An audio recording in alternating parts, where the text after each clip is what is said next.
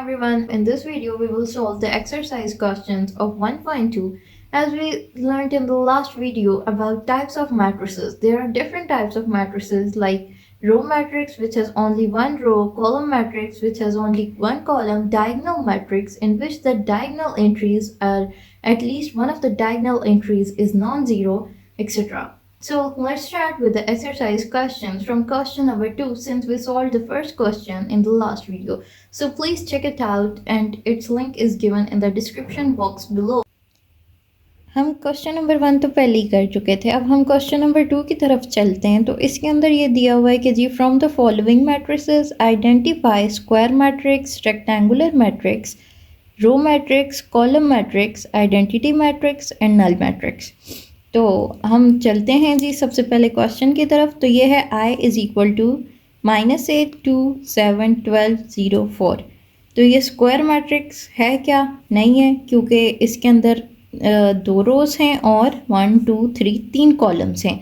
तो ये square matrix तो हो नहीं सकता। तो फिर ये रेक्टेंगुलर मैट्रिक्स क्या हो सकता है? तो हमने देखा था कि रेक्टेंगुलर मैट्रिक्स के अंदर जो रोज़ और कॉलम्स की अमाउंट होती है वो आपस में इक्वल नहीं होती है। तो यानी कि ये वाला मैट्रिक्स जो है ये क्या आ गया? रेक्टेंगुलर मैट्रिक्स आ गया। यानी कि ये जो मैट्रिक्स नंबर 1 है इसको हम यूँ लिख सकते हैं कि ये जो मैट्रिक्स नंबर 1 है ये क्या है? Rectangular matrix.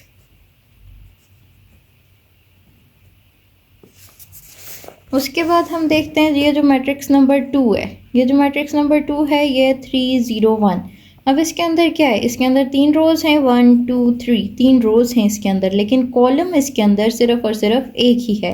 तो हम इसको कह सकते हैं कि ये क्या बन गया? कॉलम मैट्रिक्स, क्योंकि एक ही कॉलम जिस मैट्रिक्स के अंदर हो उसे हम कॉलम मैट्रिक्स कहते हैं। ये बात तो हमने पहले भी पढ़ी है। तो यानी कि ये जो सेकेंड वाला मैट्रिक्स है ये क्या बन गया? Column matrix. फिर हम थर्ड टाइप की तरफ चलते हैं। तो जो थर्ड मैट्रिक्स है हमारे पास ये 6 -4 3 और -2। अब ये हमारे पास कुछ जाना पहचाना मैट्रिक्स लग रहा है, क्योंकि इसके अंदर ये एक रो है, दूसरी रो है, ये भी एक कॉलम है और दूसरा कॉलम है। तो यानी 2 रोज़ हैं इसके अंदर और 2 कॉलम्स हैं। तो हम कह सकते हैं कि ये वाला मैट्रिक्स क्या है? स्क्वायर मैट्रिक्स है, क्योंकि इसके अंदर 2 ही रोज़ हैं और 2 ही कॉलम्स हैं। यानी कि number of rows is equal to number of columns हो जाए तो हम उसे बोलते हैं कि ये है हमारे पास स्क्वायर मैट्रिक्स। फिर जो हमारे पास फोर्थ मैट्रिक्स है यहाँ पर 1 0 0 1। अब यहाँ 2 रोज़ हैं और 2 कॉलम्स हैं। तो यहाँ से हम कह सकते हैं कि ये स्क्वायर मैट्रिक्स है। स्क्वायर मैट्रिक्स तो है लेकिन एक स्पेसिफिक टाइप का ये स्क्वायर मैट्रिक्स है, क्योंकि इसकी ये जो नॉन डायगनल, ये वाली जो है नॉन डायगनल एंट्रीज़ ये क्या है? ज़ीरो हैं। जबकि ये वाली जो डायगनल एंट्रीज़ हैं ये किसके इक्वल हैं? 1 के इक्वल हैं। तो एक ऐसा मैट्रिक्स जिसकी डायगनल एंट्रीज़ 1 के इक्वल होती हैं उसे हम आइडेंटिटी मैट्रिक्स बोलते हैं। तो यानी कि ये जो फोर्थ वाला है हमारे पास ये किसके इक्वल आ गया?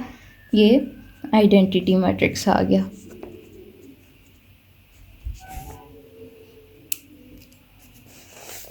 उसके बाद हम देखते हैं कि जी ये जो फिफ्थ टाइप है मैट्रिक्स की 1 3 5 2 4 6, ये क्या है? इसके अंदर 3 रोज़ हैं और 2 कॉलम्स हैं।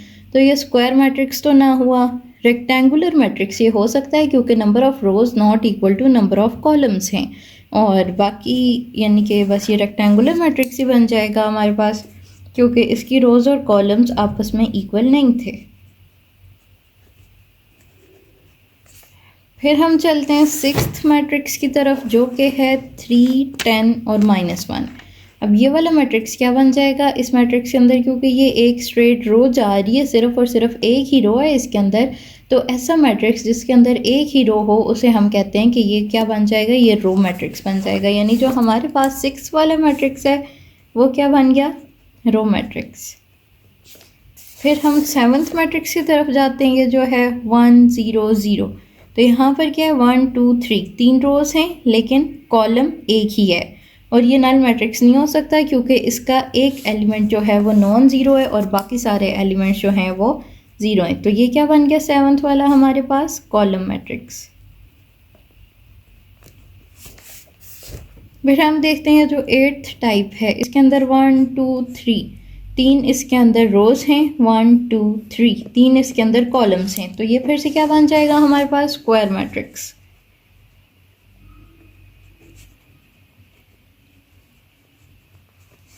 उसके बाद जो हमारे पास 9th और लास्ट क्वेश्चन है इसका, उसमें हम देखते हैं तो ये इसके अंदर 1 2 3 3 रोज हैं और 1 और 2 दो कॉलम्स हैं इसके अंदर, तो यानी ये हम यूँ कह सकते हैं कि ये क्या बन गया हमारे पास रेक्टेंगुलर मैट्रिक्स बन गया। लेकिन क्योंकि इसकी सारी की सारी जो एंट्रीज हैं वो किसके इक्वल हैं, ज़ीरो के इक्वल हैं, तो हम रेक्टेंगुलर की बजाय इसको नल और ज़ीरो मैट्रिक्स बोलेंगे।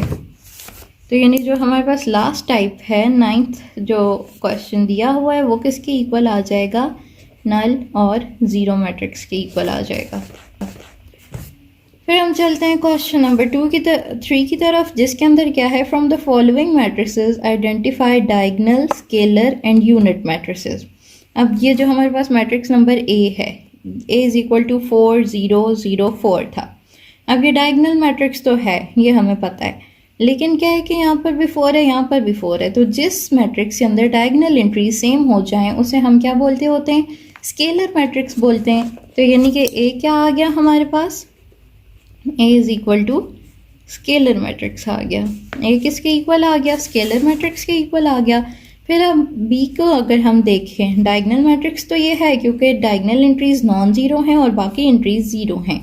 तो अब ये जो मैट्रिक्स है इसके अंदर हम देखते हैं ये 2 है और ये -1 है, तो ये दोनों आपस में डिफरेंट हैं, तो यानी कि ये नॉर्मल डायगोनल मैट्रिक्स बन जाएगा। ये आइडेंटिटी मैट्रिक्स नहीं हो सकता क्योंकि ये दोनों एलिमेंट्स 1 के इक्वल नहीं है, और ये स्केलर भी नहीं हो सकता क्योंकि ये सेम भी नहीं है, और यूनिट यानी कि आइडेंटिटी मैट्रिक्स भी नहीं हो सकता क्योंकि ये 1 के इक्वल ये दोनों चीज़ें नहीं है। तो यानी ये नॉर्मल हमारे पास जो है नॉर्मल ये डायगोनल मैट्रिक्स है। जो बी वाला मैट्रिक्स है वो क्या है हमारे पास, डायगोनल मैट्रिक्स है, क्योंकि वो उसकी डायगोनल एंट्रीज डिफरेंट हैं तो वो स्केलर नहीं हो सकता।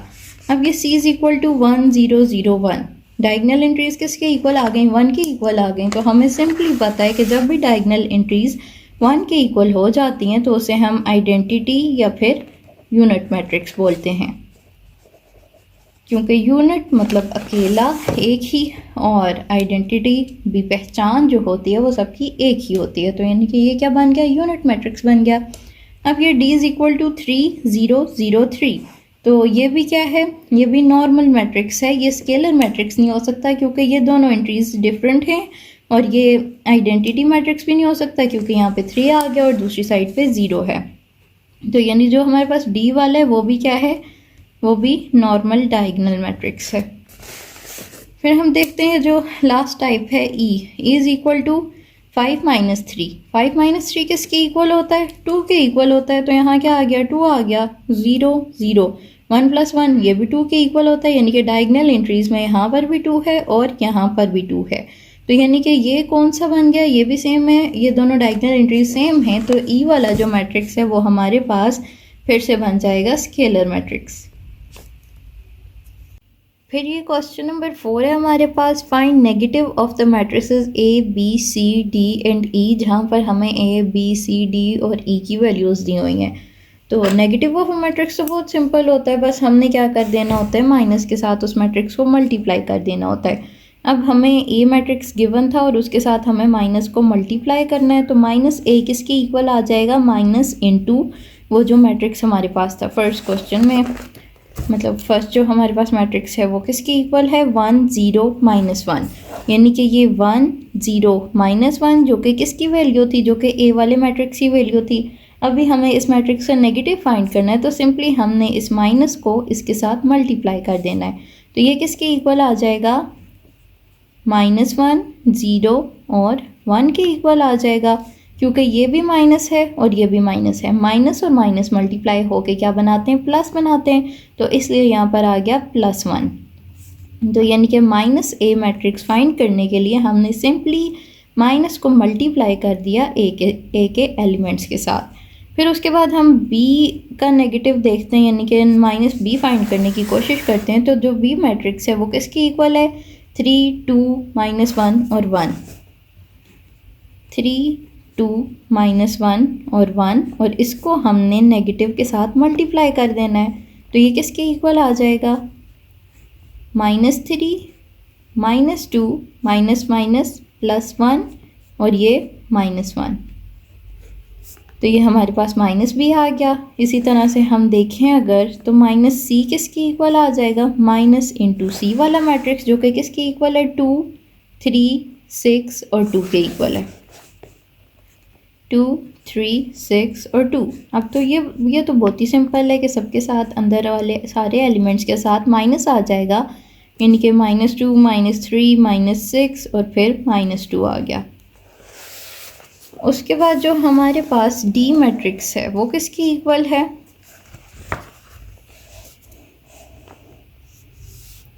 मतलब -d किसके इक्वल हो जाएगा, -d is equal to minus into D matrix किसके इक्वल था हमारे पास, -3 -4 2 और 5। अब इस इधर माइनस को मल्टीप्लाई करेंगे जब हम, तो ये क्या आ जाएगा, -d is equal to minus into minus +3 minus into minus +4 -2 और ये -5 आ गया। इसी तरह से हम देखते हैं तो हमारे पास एक ई मैट्रिक्स रह गया है, तो -e किसके इक्वल हो जाएगा, -e is equal to 1 minus into E वाला मैट्रिक्स 1 2 -5 और 3। अब हम क्या करेंगे, इस माइनस को अंदर मल्टीप्लाई कर देंगे, यानी कि ये -1 -2 माइनस और माइनस +5 और ये -3 आ गया। तो यानी कि -e की हमारे पास ये वैल्यूज़ निकल आई। उसके बाद हम चलते हैं अपने 5th क्वेश्चन की तरफ, जिसके अंदर हमें क्या फाइंड करना है, find the transpose of each of the following matrices. अभी ट्रांसपोज हमने उस दिन पढ़ा था जो कि कैसे ऑब्टेन किया जा सकता है, रोज़ को कॉलम्स में और कॉलम्स को रोज़ में चेंज करके। तो अभी हम चलते हैं ट्रांसपोज फाइंड करने के मेथड। अब ये जैसे हमारे पास मैट्रिक्स दिया हुआ है A इज़ इक्वल टू 0 1 और -2, ये दिया हुआ है कॉलम में, यूँ स्ट्रेट है तो इसको उठा के हमें यूँ हॉरिजेंटली लिख देना है, यानी कि यूँ कर देना है, यानी ये खड़ा है तो हमें इसे बस नॉर्मली बिठा देना है। तो A किसके इक्वल है, A इज़ इक्वल टू 0 1 और -2, तो A का ट्रांसपोज किसके इक्वल हो जाएगा, 0 1 और -2 के इक्वल, यानी कि ये पहले खड़ा था यूँ, हमने इसको यूँ बिठा दिया। तो A का ट्रांसपोज में हमने क्या कर दिया, रोज़ को कॉलम्स को रोज़ में चेंज कर दिया और रोज़ को कॉलम्स में चेंज कर दिया। तो यानी कि ये पहले फर्स्ट रो थी तो ये फर्स्ट कॉलम बन गया, ये सेकंड रो थी ये सेकंड कॉलम बन गया, ये थर्ड रो थी ये थर्ड कॉलम बन गया। तो जो ट्रांसपोज होता है उसका ऑर्डर और जो ओरिजिनल मैट्रिक्स होता है इन दोनों का ऑर्डर एक दूसरे के ऑपोजिट होता है। उसके बाद हम देखते हैं जो बी मैट्रिक्स है 2 3 -4 और 5, इसका ट्रांसपोज फाइंड करते हैं। B is equal to, sorry ये हमारे पास ई मैट्रिक्स चाहिए, बी इज इक्वल टू 5 1 और -6, 5 1 और -6। तो B का ट्रांसपोज किसके इक्वल आ जाएगा, 5 एज इट इज़, 1 इधर रो में था तो वो कॉलम में चला जाएगा, -6 भी रो में था तो वो कॉलम में चला गया। अभी क्या हुआ, जैसे A मैट्रिक्स के अंदर हमारे पास खड़ा था हमने उसको बिठा दिया, यहाँ पे B मैट्रिक्स के अंदर सब कुछ बैठा हुआ था, सारे नंबर्स बैठे हुए थे, हमने उनको खड़ा कर दिया। तो यहाँ B का ट्रांसपोज हमने फाइंड कर लिया। फिर हम C मैट्रिक्स देखते हैं कि वो किसके इक्वल आया है, 1 2 3 2 -1 और 0, 1 2 3 2 -1 और 0। तो ये किसके इक्वल हो जाएगा, इसका ट्रांसपोज, C का ट्रांसपोज इज इक्वल टू 1 2 3, ये 1 2 3 खड़ा था हमने इसको यूँ बिठा दिया। उसके बाद 2 -1 0 ये भी खड़ा है तो हम इसको यूँ करके बिठा देंगे। फिर हम अब D वाले मैट्रिक्स का ट्रांसपोज फाइंड करते हैं। यहाँ पर D किसके इक्वल है, D इज़ इक्वल टू 2 0 3 और 5। तो अब हम ये देखते हैं कि इसका ट्रांसपोज किसके इक्वल होगा। तो D का ट्रांसपोज किसके इक्वल हो जाएगा, 2 और 0 खड़ा है तो वो बैठ जाएगा और 3 और 5 खड़ा हुआ है वो भी बैठ जाएगा। तो यानी कि इसका जो ट्रांसपोज है, यानी कि ये वाली जो रो थी ये यूँ कॉलम में चेंज हो गई, ये वाली जो रो थी ये भी यूँ कॉलम में चेंज हो गई। तो उसके बाद हम देखते हैं कि जो E मैट्रिक्स है वो किसके इक्वल है, E 2 -4 3 और 5, 2 -4 3 और 5। तो ई का ट्रांसपोज किसके इक्वल हो जाएगा? 2 -4 यहाँ शिफ्ट हो जाएगा, 3 यहाँ पे आ जाएगा और 5 यहाँ पे हो जाएगा, क्योंकि ये वाला कॉलम जो था अब ये इस रो में कन्वर्ट हो चुका है, ये वाला जो कॉलम था वो इस रो में कन्वर्ट हो गया है। अब हम अपना आखिरी मैट्रिक्स जो है एफ मैट्रिक्स है वो देखते हैं। तो एफ मैट्रिक्स किसके इक्वल है? 1 3 2 और 4। 1 3 2 और 4। अब इसका ट्रांसपोज किसके इक्वल आ जाएगा? 1 3 2 और 4। यानी कि पहले 1 और 2 रो में थे, अब वो कॉलम में चले गए। पहले 3 और 4 रो में थे और अब वो कॉलम में आ चुके हैं। फिर उसके बाद हमारे पास एक ही क्वेश्चन बचता है जो कि है क्वेश्चन नंबर 6, जिसके अंदर हमें क्या करना है? वेरीफाई करना है कि if A is equal to this, B is equal to this, तो ए के ट्रांसपोज का transpose is equal to A and B के ट्रांसपोज का transpose is equal to A. यानी कि अब ए के ट्रांसपोज का क्या मतलब है कि जी एक बार हमने उसकी रोज़ कॉलम्स को चेंज किया, रोज़ को कॉलम्स में, कॉलम्स को रोज़ में चेंज किया है, फिर उसके बाद फिर से उसका ट्रांसपोज लेंगे तो ज़ाहिर है क्या होगा कि जो वापस पहले वाली जो अरेंजमेंट थी वही आ जाएगी। तो यही बात हमें यहाँ प्रूव करनी है, उसके लिए हम इधर इसका मैट्रिक्स फाइंड करने की कोशिश करते हैं। ए हमारे पास दिया हुआ है, ए इज़ इक्वल टू 1 0 2 और 1 1 0 2 और 1। अब यहाँ ए का ट्रांसपोज क्या आ जाएगा? ए का ट्रांसपोज इज़ इक्वल टू 1 0 2 और 1। अभी ये ए का ट्रांसपोज क्या होता है? ये इट्सेल्फ एक मैट्रिक्स है और अभी हमें इस मैट्रिक्स का ट्रांसपोज लेना है, यानी कि ए के ट्रांसपोज का ट्रांसपोज लेना है हमें। ए के ट्रांसपोज का transpose which is equal to 1 2 0 और 1, जो कि अभी हमने ट्रांसपोज फाइंड किया था ए का। इसका फर्दर हम ट्रांसपोज लेंगे, यानी कि इसकी फिर से रोज़ को कॉलम्स में और कॉलम्स को रोज़ में चेंज करेंगे, तो हमारे पास क्या आ जाएगा? 1 2, ये वाला 1 2 यहाँ शिफ्ट हो जाएगा, ये वाला 0 1 यहाँ पर शिफ्ट हो जाएगा, 0 और 1। तो ये वाला मैट्रिक्स आ गया। अब हम देखते हैं कि ये वाला जो मैट्रिक्स है ये यहाँ से किसके इक्वल है? 1 2 0 और 1। ये तो ए मैट्रिक्स के इक्वल आ गया, 1 2 0 1 ए मैट्रिक्स के इक्वल आ गया। तो यानी कि यहाँ हम कह सकते हैं कि जी जो ए के ट्रांसपोज का ट्रांसपोज है वो किसके इक्वल आ जाएगा? ए के इक्वल आ जाएगा। इसी तरह से हम बी मैट्रिक्स का ट्रांसपोज लेके देखते हैं वो किसके इक्वल आ जाएगा? 1 2 1 0 1 2 1 0 का transpose which is equal to 1 2 1 0। अब ये तो बी का ट्रांसपोज आ गया। फिर हम इस मैट्रिक्स का ट्रांसपोज लेते हैं, यानी कि जो ट्रांसपोज वाला मैट्रिक्स है उसका ट्रांसपोज लेंगे, तो ये क्या बन जाएगा? 1 1 2 और 0। अब ये जो 1 1 2 और 0 है और जो बी है वो भी 1 1 2 और 0 है, यानी कि बी के ट्रांसपोज का transpose is equal to B. तो ये वाली बात क्या हो गई कि प्रूफ हो गई कि जी हमारे पास प्रूफ भी यही करना था। तो हमने अब लिख दिया कि जी ये चीज़ जो है हमारे पास प्रूफ हो चुकी।